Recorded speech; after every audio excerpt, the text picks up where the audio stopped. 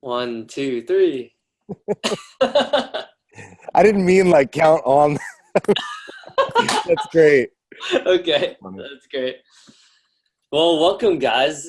I just wanted to introduce to you the guy that got me hooked on coaching and really is an integral part of my life and really got me to really dig deep into this work. And I would like to introduce Alex Terranova, the DreamMason coach. The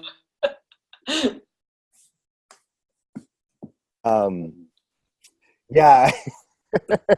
I don't know how much credit I want. What? Oh no, that's what's so funny. I don't know how much credit I want to take for what for your growth and you're like a dude who you're hustling for information, you're hustling to improve. I just happen to be somebody who got to partner with you on that journey.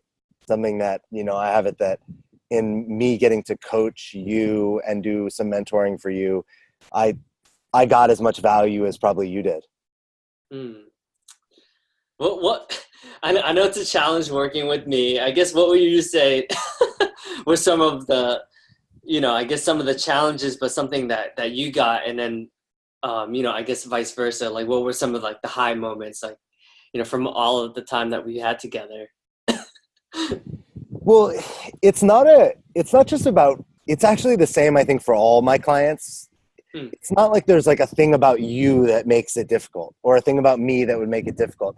I think that we all have our stuff, right? So when we're working with people, we're all trapped in our stories. Our brains are these mechanisms that are designed to see the world in a certain way through our upbringing. Basically, our brains look at the world and go, this is how things are. And then it uses our senses and our intellect to essentially dissect the world and make the story that we've created true.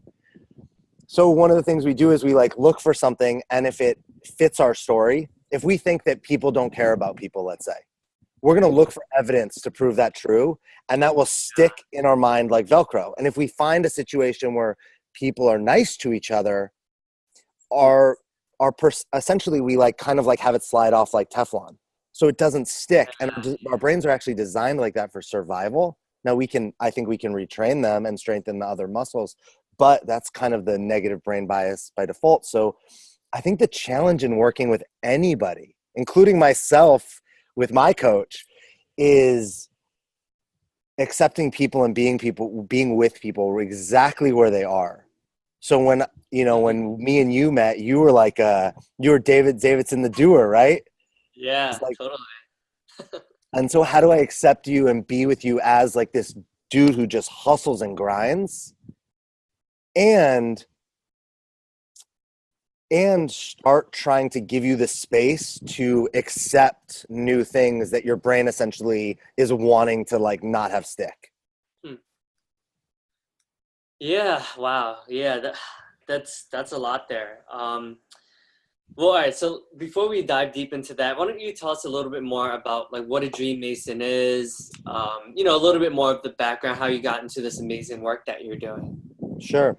Well, first of all, yeah, I came up with this term Dream Mason because I want to be super clear. I am not the Dream Mason. I'm not like a superhero over here, like casting spells and making people's dreams come true. That would be awesome, but then I would just be the genie in Aladdin.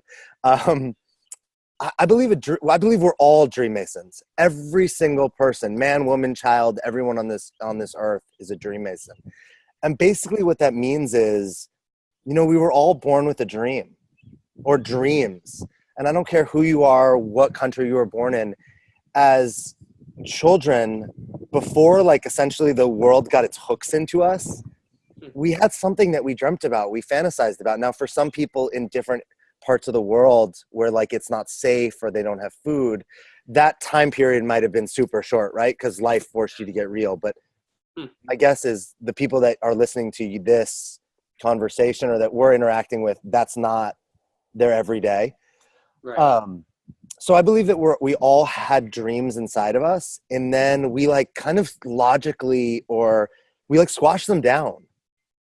And so a dream mason is someone who embraces that part of us that dreams. that has these big, unreasonable wants and desires, and then basically has the bravery and the courage to actually map out how they're going to get to it, and then the fortitude and the commitment to actually do the work to create it. Yeah. So that's really what I think I do with people, and that's the thing that I hope to continue to do and expand in this world, is help people is either identify their dream, or if they've already identified it, help them create essentially the roadmap. I call it the DreamMason's blueprint to actually get to that thing that they want. And it's a two-sided job. One is in the mind, in changing our mindsets, getting rid of our limiting beliefs.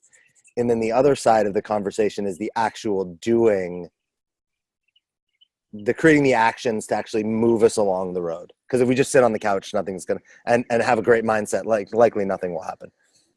Yes. So what do you do with folks that are impatient? Because I mean, speaking for myself, I feel like sometimes there's a lack of patience. Like I have all these visions and dreams, but for me, it's like, oh, I want this in like 3 years, but sometimes it's, there's a lot of gap. There's a big gap between, where I want and what I'm willing to do to get there. Yeah, man, I struggle with that too. Like, Yeah. sometimes it seems like the universe just doesn't want to like operate on our pace. Like we want it now. Yeah. Right. And I think also the world we live in has that. I think 200 years ago, people didn't expect results maybe like the way we do now, just because we see it. And we also see, you're on social media, I'm on social media. It looks like everyone else is getting it right now, like your friends, your family. Yeah. Huh. So I think there's that. One is that it's just not real. What we see in the world is like, we don't see all the work and all the time and all the effort that people put into things.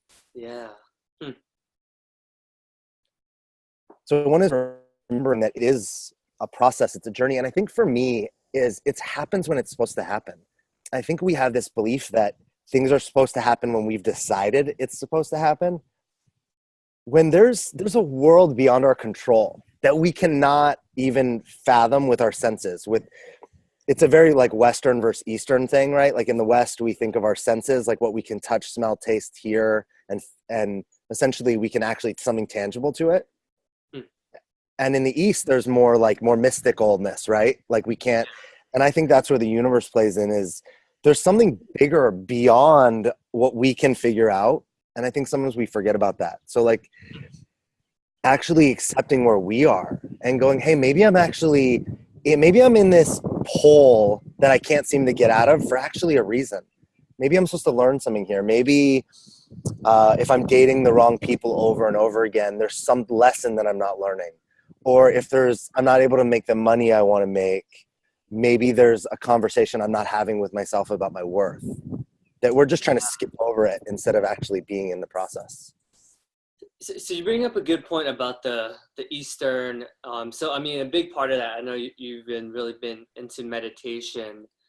I guess like how have you seen like meditation tap into more of that, like you said, mystical and more of like the unexplainable things? Like how has that been for you so far on that journey? Yeah, meditation was a way in for me. It really was like a safe door to walk through, in the sense of I couldn't do it wrong, right? There's nobody like, you screwed this up. I couldn't do it wrong. There was no right way to do it. Who knows how to do it? Like there's a million different kinds. And so I started by using apps and finding people. Like there's a guy named David G based in San Diego who does a lot of guided meditations online that I really like. Tara Brach does a lot of like very like emotional healing work that I really like. So I went to people who were doing things and teaching them and then plugged in. Oh, okay. And that's kind of how I learned. And now I can sit and meditate just with myself or with just like some sound waves or something. But it was almost like I got a trainer. Yeah. I let the trainer show me how to do the exercises, and now I don't need the trainer anymore, which I think is ideally the whole idea of anything in life. We don't need someone to hold our hand all the time, but sometimes we need a little bit of support to give us some building blocks. Ultimately now for me, meditation opened the door, and I don't meditate every day.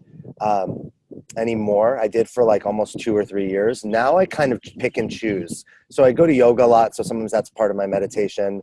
I went to an event last night on the beach that was all these like sound things. And you're like lying there looking at the ocean, listening to this guy play music. To me, that's meditation, like being with myself in that. What meditation really did was I think it like lightened the load. It lightened the speed that my mind was racing. It let me breathe more just in the space of myself. And it opened me up to look at other things. Like even these teachers that I was looking for opened me up to new books to read.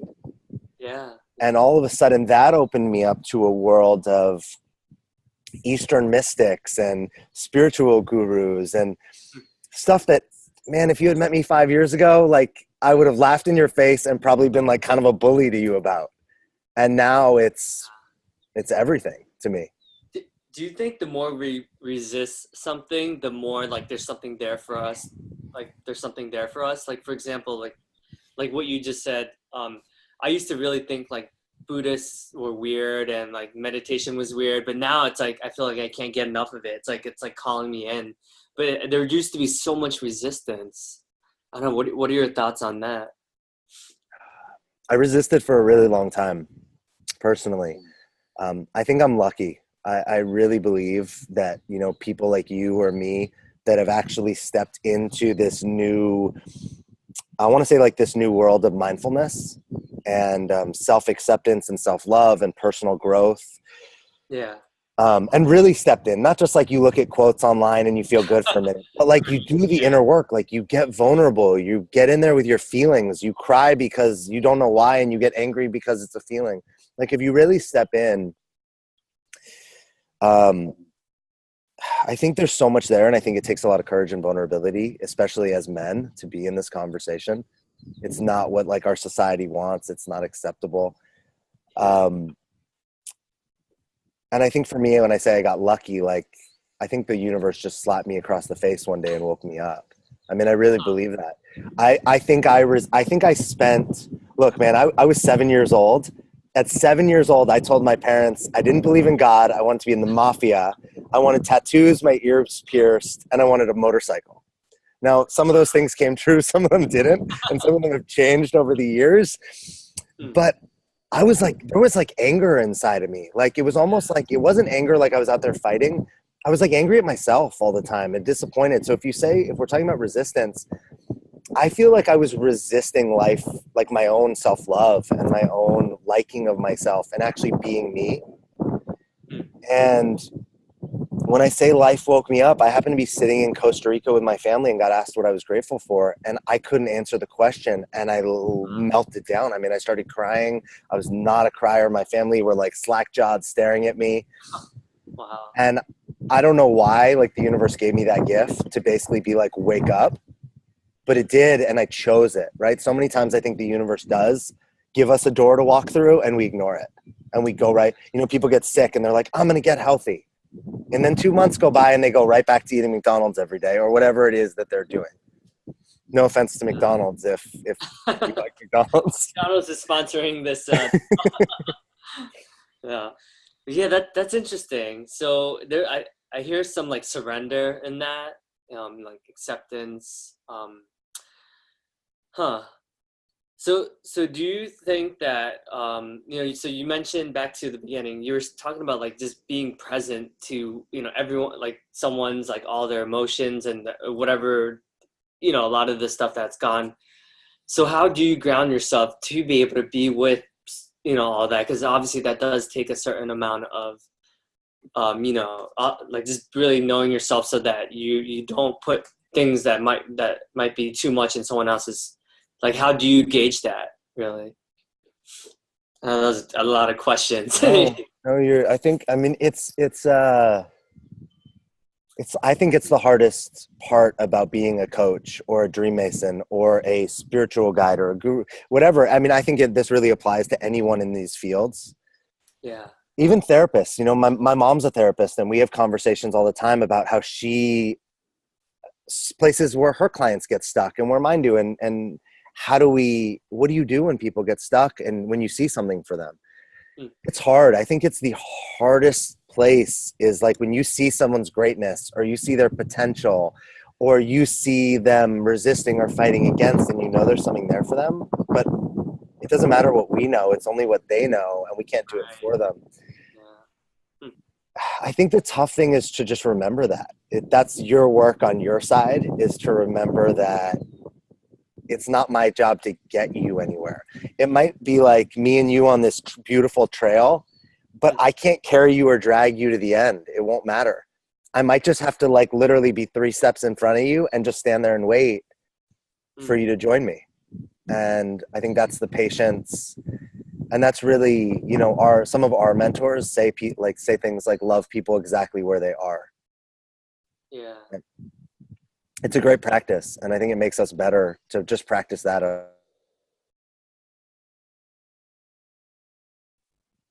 Yeah. So I mean, I know you follow like a ton, like you mentioned, Tara and then Lewis Howe. I mean, you know, you have so many different mentors with all these spiritual, you know, Gabby Bernstein, all these people that you follow. What? I mean, what are, I guess, some of the? I mean, we can probably do like a full hour just on that alone. But you know, what have you noticed about like some of the main takeaways that, because I am starting to see a lot of like similar themes amongst all these spiritual leaders, but what would you say, you know, like either like how do you know when is time that, you know, you should just like surrender or just give in or listen to the universe or whatever? One of the things I think that's really amazing and unique and special about all these people you said, and me, you, anyone out there who is essentially trying to help improve, make the world a better place, do, you know, heart work, soul work, whatever, is it's all the same to me. This is my belief. This does not have to be the truth. To me, it's all the same, wrapped in different wrapping paper. And what's beautiful about that is I'm not everyone's, like, here, let's look at it like, if you went into a bagel shop, they're all bagels, but how many different kinds of bagels are up on that shelf, right? And I love, I mean, you're in New York, I'm in California right now, but like a New York bagel is up there as like some of the best things. But if you walk in, everybody doesn't like the bagel with raisins on it. And everybody doesn't like the sesame seed or the onion. And some people like flat bagels and some people like the little bagels, or, you know what I mean? Like, and I think the thing is, if there was only one kind of bagel, then then it would just shut out a lot of people. And what's cool is, you know, you might love Lewis Howes and you might hate Tony Robbins. You might love Tony Robbins and hate Gabby Bernstein. You might love them both and hate me, or hate all of us and love you. And it almost doesn't matter. Wow. It's I think that you get to find your path. And what's cool is if you're actually willing to do the work, you probably can see in the people that you don't identify with what's going on for you. I remember somebody said to me, one of my mentors, I made a comment at one point that I thought that Gabby Bernstein was inauthentic. Now I am a huge Gabby Bernstein fan now. I totally see, like, I am very much want to be, in a way, a masculine, powerful male version of a lot of the things she does. And when I said this, it was actually all about me, which was really cool that I had a mentor that kind of laughed it off and went, wow, that's funny because I see a lot of you in her, or a lot of her in you, whichever way that works. Yeah. And I didn't get it at first. And then I did that like internal personal development work. And I went, oh my God, the things think I'm seeing over there are just my projections. She's doing her. She's killing it. She's awesome. She's helping people. And I'm seeing my fears about being inauthentic showing up on somebody else. Wow. Yeah. I feel like that's like a pretty deep level. Like, I feel like you have to do a certain amount of work to even be able to like realize some of these projections and some of the things that you might, that you have mentioned. What would you suggest for someone who's a little bit newer, that's like kind of dabbling in, maybe this is like their first Tony Robbins book, or maybe they're thinking about hiring a coach, but they're not sure, you know, they're kind of on the fence, like, oh, I heard about some of these coaches, but I'm not sure if I want to make that commitment yet. What would you say to some of those folks? I think everybody, and it depends how, when you step in as new, it depends where you're at, right? Even as new, some people, you and I both did transformational training, coach training, and leadership training work. And think about the people that you did that work with. Some people came in and jumped, let's say the metaphorical pool. Some people jumped in on the first day, all in, sunk to the bottom. Some people spent 10 months barely like dipping their toe in the water. So new or novice is like a little bit of a relative term, right? Because I think it depends. So, but if you're like one of those people who you're like curious, but maybe you don't want to get all the way in the pool or you have some nervousness, I would say find an area that you feel safe, but just a little uncomfortable. Maybe it's in reading a book that you don't want people to see the cover of. So you only read it and then you close it up because you don't want people to see what you're reading because you might be embarrassed. Or maybe it's listening to some new podcasts. Maybe it is going to a yoga class. Yeah. Maybe it's finding like one new friend that is kind of doing things that you want to do and like spending time with them because they'll support you. What I would say is definitely when you're starting out, don't create more obstacles for yourself. So if you know that you have friends that won't support you in your growth, don't go sharing it with them right away. If you know your parents are not going to be like in line and help you out, don't go sharing it with them right away. Yeah. Because our minds are already wanting us to stay safe and comfortable, and anything new inherently is uncomfortable. Anything. I mean, give me anything new in the world and it is uncomfortable because it's new. So I think if we can control like what we see, like almost like horse blinders, and stay focused on like something that we feel just enough safe enough, but also out of our comfort zone, and then try to keep some of the unnecessary distractions out, it's a super helpful thing.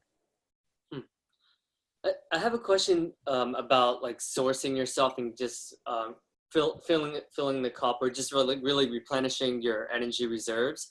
For people like me and you that are like helpers and givers and spending out like, or I guess doers, like traditionally doers, how would you suggest for people like that to kind of just be able to get some energy back? Because that is something that I feel like people always ask me about, and that I'm personally curious about as well. Because it seems like you're very grounded. It seems like you're glowing. Not because of the sun, but you just seem like almost like a different than the last couple weeks. A few weeks ago. Somebody said to me the other day, I think I was on a podcast. It's one of my more recent podcasts I put out. A buddy of mine said, "Embrace the suck," and I don't. It's a funny way to say it, but yeah. Thanks for noticing that. Thanks for saying that. I mean, I think over the last 7 or 8 months, I've had some of the lowest lows I've ever had. But instead of trying to like push them aside, instead of trying to push away like heartbreak, sadness, disappointment, things that I sabotage that I created, circumstances and things, I actually embraced the low of the low. And I really let myself feel, for the first time in my life, like feel my feelings. Now, that sucked at moments, right? Like there was one night where I felt like I wanted to cry and I didn't know how to cry. Like as a man, like I didn't know how to cry. Like maybe if my sports team lost, but that wasn't the thing anymore. How did I cry just for the pain that I felt inside without like a reason? And I remember some people probably will totally get this and other people won't. I literally I don't watch a lot of TV anymore. And when I do, it's like sporadic, but I went on and I found like This Is Us, because I hear people like everyone cries when they watch that show. And I literally sat there and used it as a tool to like almost like wring me out, because I didn't know how to do it myself. Sorry, I like kind of lost what the question was. But so you're able to be with, so it sounds like you don't try to shove it underneath the rug. You were actually just able to be with like the bad, the good, like the emotion, just instead of eventually having to deal with it one day, right? Maybe like 30 years later with a different therapist or something like that, right? It's like yeah. Thanks for bringing me back. It's the, first of all, being with the anger that shows up and not needing to do anything with it. My coach said to me one day, which was great, like, When you're sad, you don't need to fix it. When you're angry, you don't need to fix it. Like as men, we get angry and we're like, oh, I need to like go to the gym or go to CrossFit, or I need to like punch this pillow or whatever. Or we're sad and we like push it away because we can't be with sadness, instead of just letting the feelings like be in our body and like embrace them as completely natural and human. That is super hard, and it's really confronting, and it wasn't they weren't fun days, they weren't fun months, they weren't fun weeks, but I think they're necessary for the growth. And you talked about the grounded. You know, for me, I look for things that really source me. So yoga is huge for me. I do it for I used to not do it for the exercise. I used to go to the gym and then go to yoga for like the kind of mind body thing. Wow. And now I've been just doing a lot of hot yoga, where now it's like the kind of combination. But basically what I get is I literally feel like it cleanses my soul.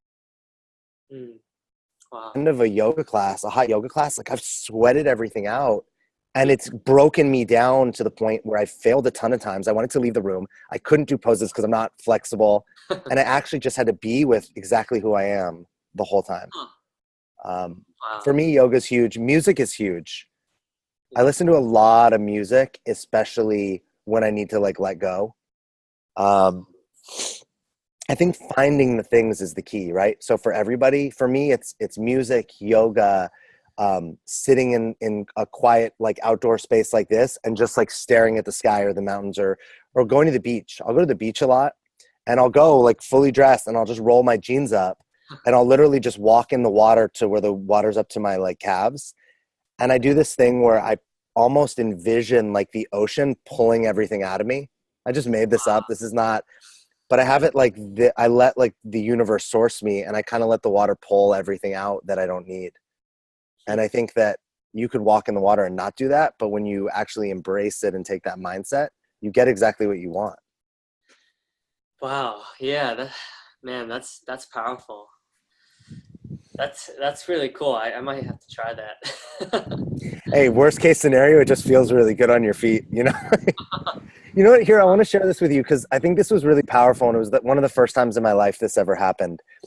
So last night I got to go to this event, and it's this composer who I would suggest everybody looks it up. He's going to be in New York really soon. It's called Mind Travel. So mind and then travel. You can look it up online. But basically, this guy composes completely original pieces on the spot for people for 1 hour. Like he just flows on his piano for an hour straight, and you put on headphones when it's outside. When it's inside, you feel the vibrations all over. But his thing is like dance if you want, walk if you want, lie there and meditate if you want. Just like create an experience for yourself. And last night I was on the beach. It was on the beach in Santa Monica, and I took the headphones and I walked down to the water, and it was during sunset.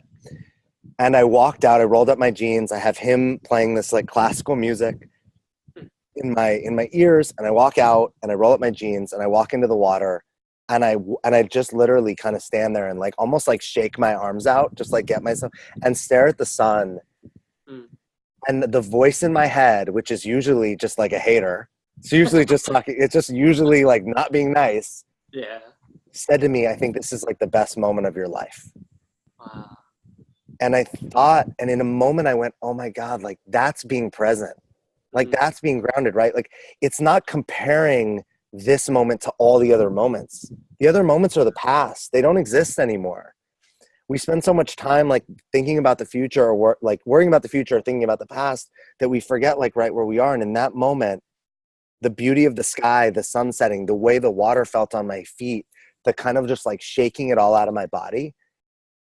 It was a very powerful moment but I had to do the work to get there. Yeah. You know? Wow, that's funny. It's funny. So I had a similar moment that it just seems so like stupid, like thinking about it from now. But I was at Barnes and Noble's yesterday, and I was just so happy. Like it was so weird. I was sitting with a book and I was just reading, and I was like, wow, I'm so blessed to just be able to have the luxury of just sitting in a bookstore in America, and just like, you know, had like thought of like the support system I had with me, and just like sitting in air conditioning and having it was like a Starbucks like green tea frap or something. But I was just so happy that I was just like I was actually tearing. But it was just so weird because it was just such a simple like simplicity.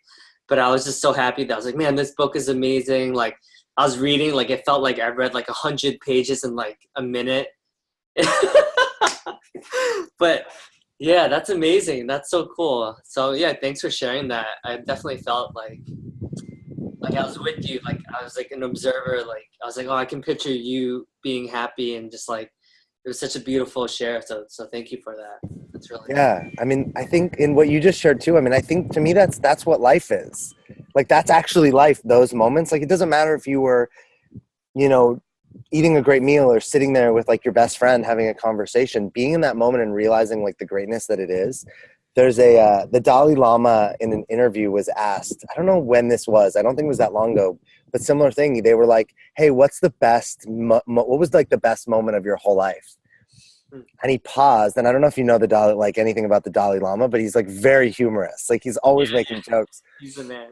And he paused and he waited a minute and he went, and don't quote me on this, but something to the effect of, I think right now. Wow. Right now is. No, right now. Oh, right now. And and it was like I remember hearing that and I was like, oh, that's so cool. Like he's just talking to somebody, right? But he's actually so in the moment, he's just finding the joy in where he is in the current moment. And to me, if we could all do that, man, we'd be living in like such a different world. Yeah. Wow.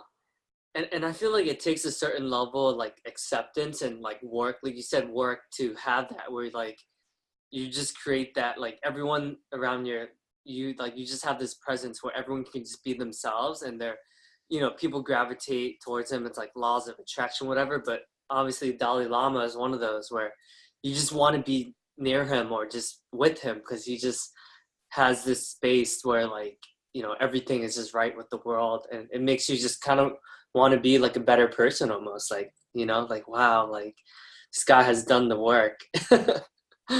Yeah, That's the key though, what you just said. I mean, I think that's the thing that people, it's work. Now, work is like a sensitive word, right? People relate to work in all sorts of ways. Um, some people, when they hear work, it's like not a good thing. But what I hear in that is we've put in the commitment or the effort or we face the challenges to actually get us to that place. Because nothing amazing happens just by like sitting around and waiting for it. Now, it doesn't mean you have to be in the doing, but you might have to practice the being. yeah, Or the being of being joyful. Like consider that joy and happiness are actually just muscles that we learn how to flex. And we're all sitting around like, I want to be happier. I want to be more joyful. I want a better life. And we think we're going to get it through like the doings of things. But like making a certain amount of money will not make us any happier. Might give us more options, might make things a little easier and less stressful, but it won't actually provide happiness. Now you could use your money to cultivate experiences to get happiness, but you're still going to have to flex that happiness muscle. yeah. I think what I heard in that is sort of like having a choice, right? It's like choosing, are you gonna choose this or are you gonna choose like something else? And I feel like that actually has been one of the biggest shifts for me, knowing that I actually do have a choice, and that I'm still working on it, obviously, but that's such a powerful, I think, thing to practice, like just choosing or choosing differently. Yeah. Huh. Well, um, I mean, I definitely want to. So here's a question for you: like, what type of folks are you attract? Are you attracted to, or people that come to you nowadays? Because I notice, like, depending on where I am in life, there's like different types of folks that tend to gravitate towards me, and vice versa. Do you mean like specifically work related or just in my life in Just general? in general, yeah, yeah, just in general. Well, it's definitely hard to be around people that don't want to be mindful. And it's definitely hard, it's not hard isn't the right word. It's really challenging, I should say.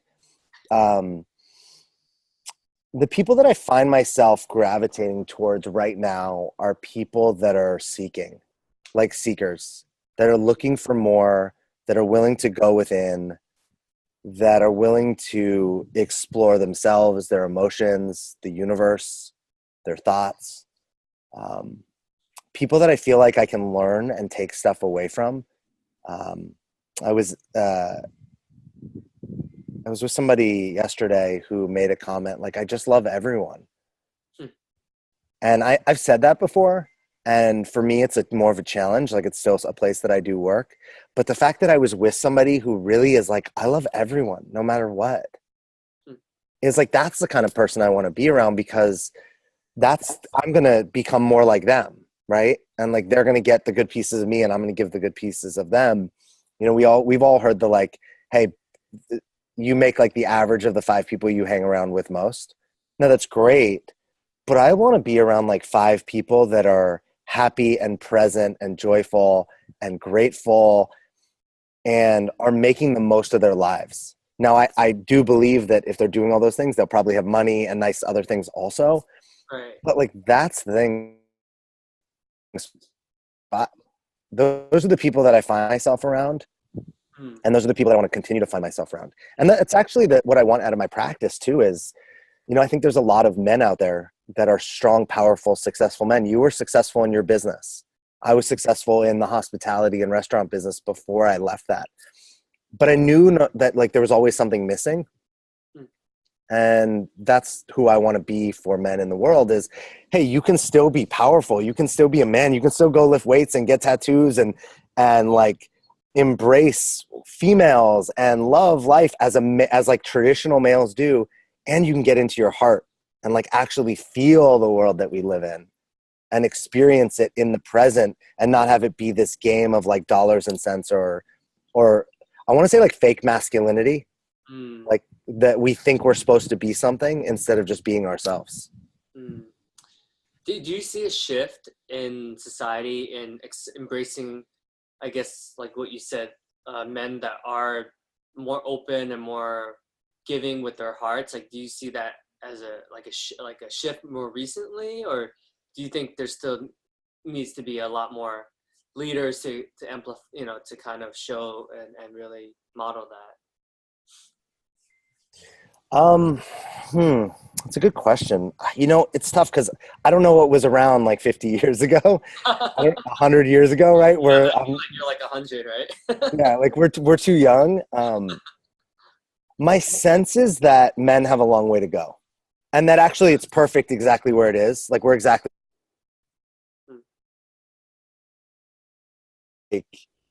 It's not like we're doing it wrong, but we're exactly where the universe wants us. And women have actually, there's some very powerful men that are doing this work and they're incredible leaders, right? And then there's a lot of them, it's way more of the masses of women that are embracing like self-help, personal development, spirituality, things like yoga, meditation. And I love that women are almost leading this. And that they're all are also super powerful, generous, masculine men. And ultimately, I think the win is going to be when both are fully empowered, because we're all part masculine, we're all part feminine, right? Like we all have those sides to us. And I think when men can start to embrace their feminine a little more and actually realize that like their vulnerability is powerful, their feelings are powerful, their desires are powerful, that I think we'll be in a way better spot. I think men on the, it's tough to say, right? Because we also don't see everybody, but from a media perspective, Right. men are like super in their masculine, which is not leadership from heart. It's leadership from strategy and brains and trying to figure things out and fix all the problems instead of actually taking a huge step back and actually looking at things from a completely different perspective. Yeah, that's a good point. I guess like, how do you suggest men, you know, even people listening or watching this now, how do you suggest they could get more in touch with their, you know, I think you mentioned like some of the feminine, which is more vulnerability, empathy, you know, some of the being able to just to open up their who they really are, like without feeling judged or without feeling like they're gonna get criticized, even by women too. It's not only by men. I feel like it's both parties?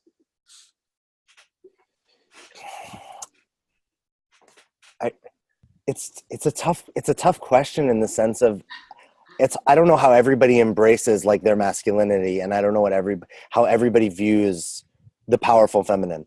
What I see is, I remember when my first coach asked me about how like my feelings around vulnerability and compassion. Mm-hmm. And I to this day remember my answer was, what's vulnerable? Why would I want to be vulnerable? Like, that was my response. And she was like, what do you mean? And I was like, vulnerability is where you invade the castle. You invade the castle where it's vulnerable. If I have a military, like, we attack the vulnerable spot, right? If we're playing football, their defensive lineman is vulnerable. That's where we're going in to try to get the quarterback. The cornerback's vulnerable. I'm throwing to that receiver. Right? That's why for men, vulnerability is a weak word. Because if you think about all the context that men are brought up in, war, sports, politics, like roughhousing, let's say games or strategy, every one of those conversations, your vulnerability is the place where you get taken advantage of. Yeah. Now, if we go and look at women, and look, I'm not a woman. I can't speak from what that perspective is like. But from what I've learned is it seems like women embrace the vulnerable a lot more. Like, that's how women connect and share, right? They'll share like their feelings and their stuff. And you and I sitting, grabbing a beer, watching a game, that's not happening. It's not like Davidson, my heart, like, you and I might do that now, but that's not what we would have done. Huh. So I think the first place to start is, as a man, to really figure out like, what is vulnerability for you where it can be a strength? Like, how can vulnerability actually be a strength? And I can't tell you that. I think Brene Brown is probably the expert on like those kind of things. Yeah. But you can, if you're unwilling to listen, you're just going to push against and fight her on that. So I think that there's a space to find out for yourself how vulnerability can be a strength. Same thing with compassion. I remember thinking, why would I want to be compassionate? Like, why would I want to feel bad because of like that person's pain? That's crazy. Right? It's all, as well. Yeah. It's logic. Like, I'm coming from logic brain. It's like, wait, Davidson's sad, I should feel bad? That doesn't make any sense. Huh. And what I realized, what for me was, I actually did this practice in relationship to my dad. I looked at where I was being really hard on my dad, where I was judging him, where I was assessing him, and actually where all those things were meaning things about me. And then I practiced, what if I just had compassion for my dad? And when I say that, it's like, my dad's getting older, and when you get older, things happen, right? Life gets a little more challenging, especially physically. And it was really hard for me to accept that when I was younger, my dad was like Tony Soprano. Like, he was like this big, powerful, like masculine guy. And to see him kind of shifting as he got older was scary. Like, I couldn't be with that. So instead of being with it, I judged it. And I like wanted other things for him. And so I got to practice being compassionate to him. And then I actually started doing it with myself. How could I be compassionate to me? How could I actually take care of me and be nice to myself, basically? So Brene Brown would be a great resource for any man. I know she does like a lot of work with the military and things like that on vulnerability. But I think it's got to start with those two words, vulnerability and compassion, and really identify like why you would even want to develop those things within yourself. Yeah, I think, well, speaking for myself, I feel like it's easier to have compassion towards others, but I feel like the self-compassion can be harder for us, because like you said, right, we all have these stories, or, it's like, oh, I was a bad husband, a bad boyfriend, a bad son, or a bad, whatever it is, right? So, yeah, I do think Brene Brown is amazing. Like, all her stuff is just, you can't get enough of it. It's just so much healing, and yeah, she's a great resource. Okay. Well, I mean, what about for you? You mentioned like self-compassion. What were some of the things that you took on that, that you practiced that made you have more, compassion for yourself? I think a lot of people can identify with this. I'm really hard on myself. I'm like, and not so that it makes me do better. I think sometimes I get jealous of people that are really hard on themselves, and it actually has them like create amazing content and do so much work, and like 50 podcasts in 2 days they've done because they're so hard on themselves.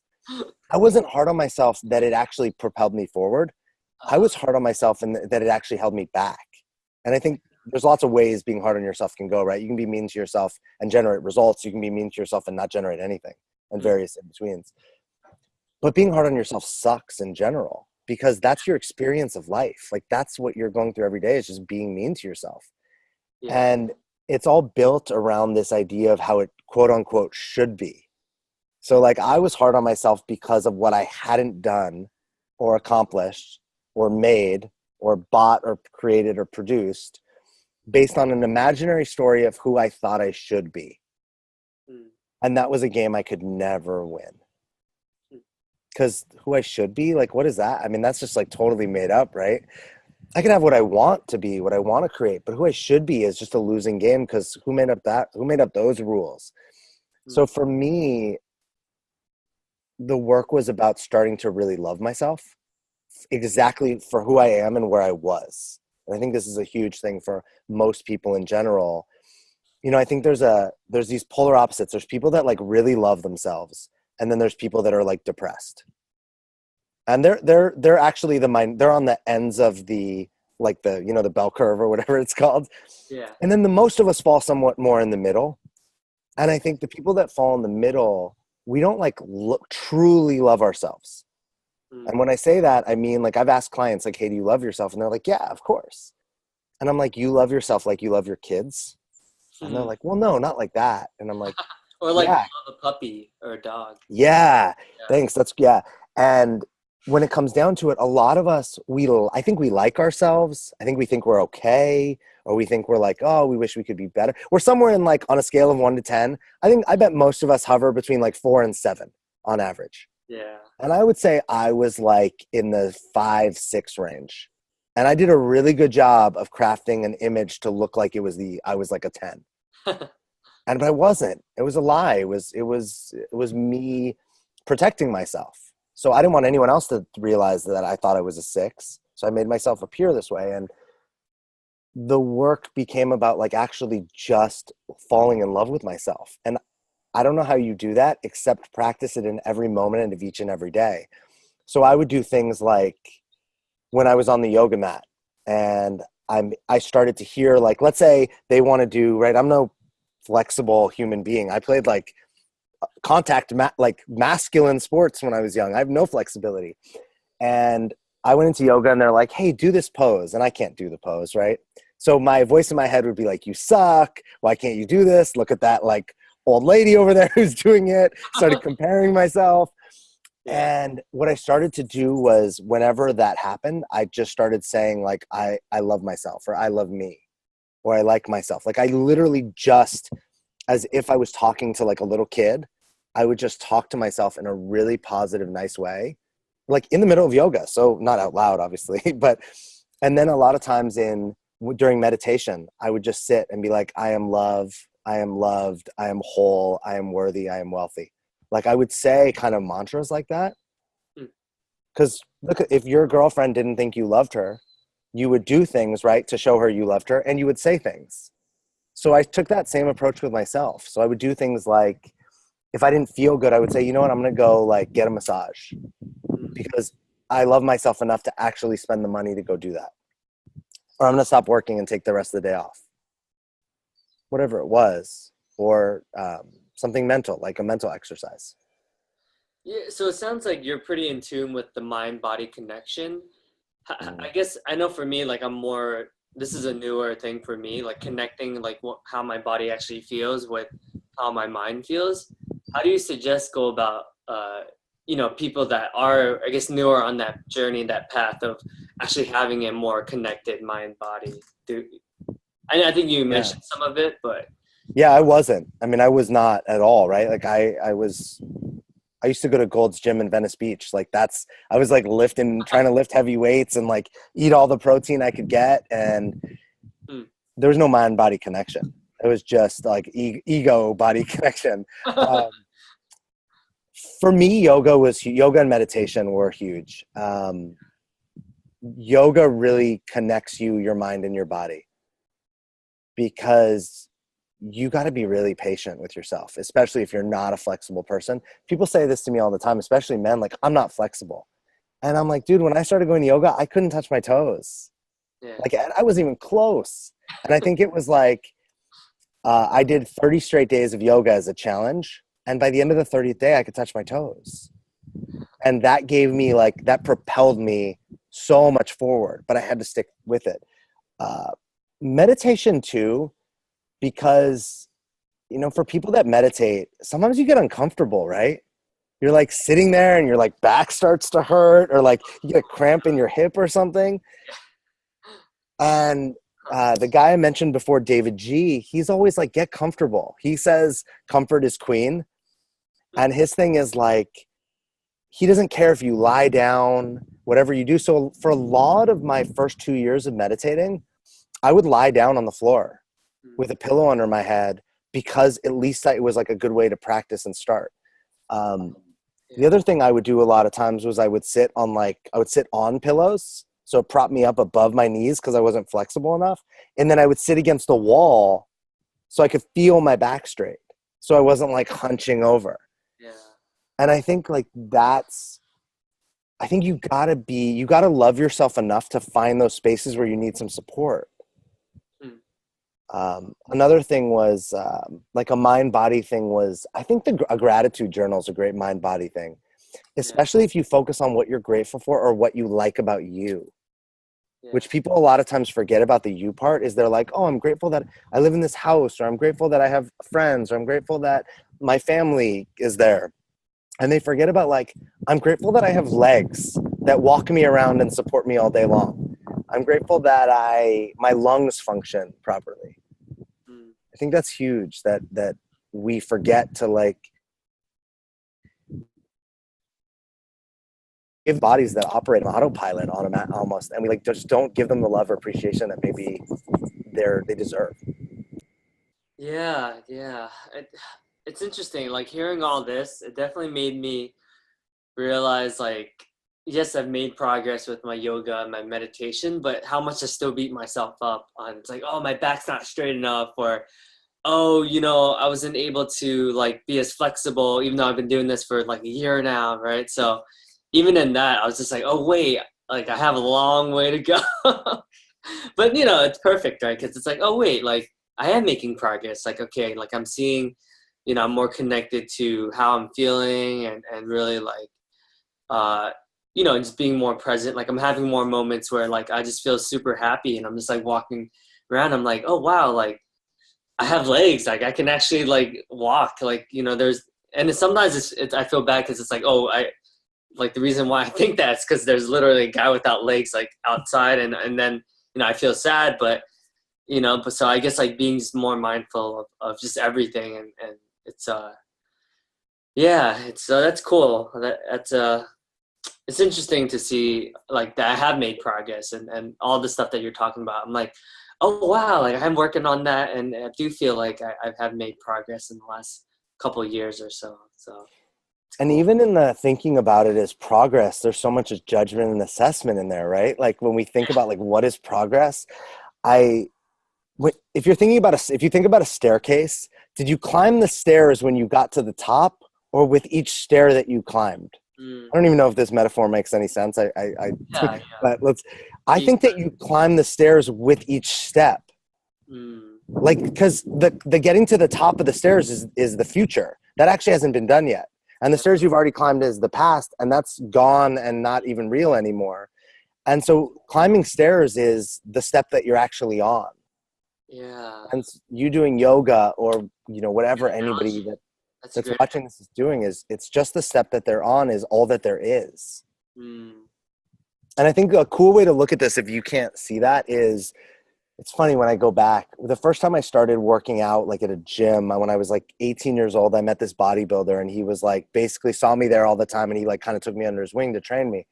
And I remember I used to write down in this journal what I ate, what I lifted, all these things. And I thought it was a really good thing. There's nothing wrong with that. But he said something to me that stuck with me forever. And it's funny, I'm just now seeing the connection. He said to me, he's why are you writing everything down? And I was like, well, I want to like measure my progress and like see. And he goes, so do you eat the same thing every single day? And I was like, no. And he goes, do you sleep the exact same amount of time every single day? And I was like, no. And now we could add in, he didn't say this, but it could be like, do you have the same emotional stress every day? Did you work the same amount every day? You're actually comparing apples to oranges and bananas and cauliflower, because you're going, hey, well, last week I benched this much, or last week I did this much yoga, or ran this much, or produced this many results. But all the other factors in your life are different. The amount that you can bench is also, or run or CrossFit or yoga, is a sum of all the parts, right? How you slept impacts it. What you ate, the people that are around you impact it. Yeah. Yeah. Wow, that's deep. We're getting pretty deep. It's like philosophical. I'm just a regular dude who thinks about like crazy stuff. Yeah. Well, I appreciate your wisdom, Alex. Well, I want to thank you for your just your time. You know, obviously you don't have to be here. Just like your wisdom, your guidance. Like it's really cool to kind of, you know, we're all like, I feel like we're all on this journey with you. So it's really like you opening up how you feel and just sharing with us what's going on in your life. It's really cool to see the progress, and it's motivating. It's definitely inspiring.